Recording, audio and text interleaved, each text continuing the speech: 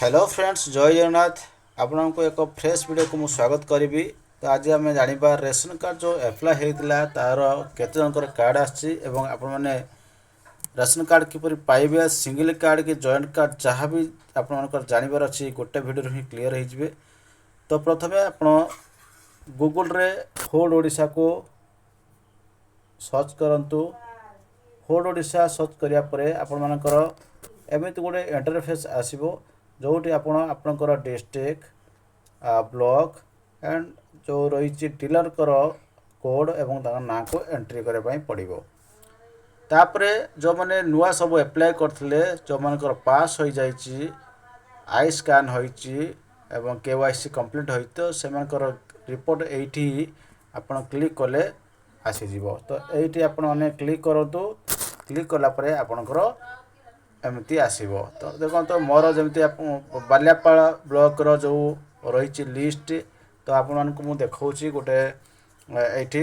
तो जो मान नुआ सिंगल भी आउ जॉइंट कार्ड भी देखिपे। सिंगल कार्ड देखो केमी जानवे। तो सिंगल कार्ड जानापी आप देखीदे जो यही जो कलमटा रही यही कलम रे देखो ये केते जन, ये 4 जन अच्छा। ठीक अच्छे, मु तल को देखी ये केते जन अच्छा ना, ये जड़े ही अच्छा। ये जड़े अच्छा, कौटी जड़े अच्छा ना यही जगार जड़े अच्छा। ताले सिंगल कार्ड हो नुआ कार्ड एठी भी जड़े अच्छा। ना एम देखिए 2 जन अच्छा। तो एमती भी अच्छी, एठी भी जड़े अच्छी। एमती बहुत कार्ड अच्छी, जनकार कार्ड एठी 2 जनकर अच्छी, ये देखिपे। तो एमती जो मैंने नुआ अप्लाई करते तो से एमती होइछि। तो आपण मानकर लिस्ट रे ना अच्छी कि नहीं आपण मैंने भाव में सर्च करके जानीपारे। ये हूँ नुआ आवेदन होता से तालिका जहाँकि आपण मानकर यही आप जानीपारे जे आपण मानकर नाम अच्छी कि नहीं केते किलो चावल पाउछंती। तो टोटाली यही आप जानीपारे।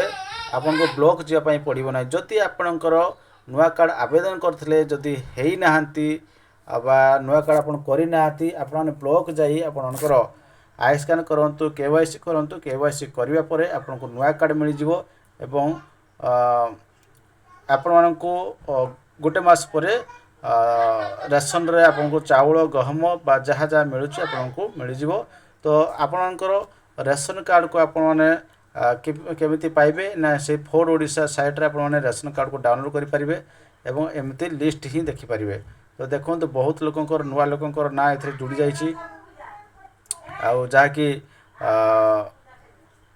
यही रिसेंट होती यार भितर होती 15-20 दिन भितर सब होती। तो मु संपूर्ण भाव गोटे लिस्ट पूरा फुल वीडियो आपको देखीदेली, प्रमाण सहित देखीदेली।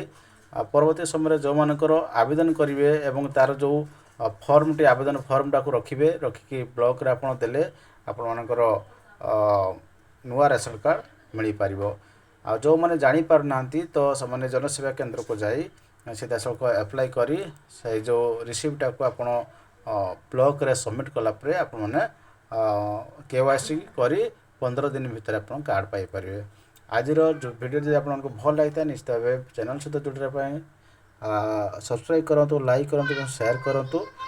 एमती रेशन कार्ड भत्ता सरकारी जमती सबु प्रकार सुविधा सुजोग विषय अपडेट न्यूज आप खूब शीघ्र पाइपर। रोची धन्यवाद। जय जगन्नाथ।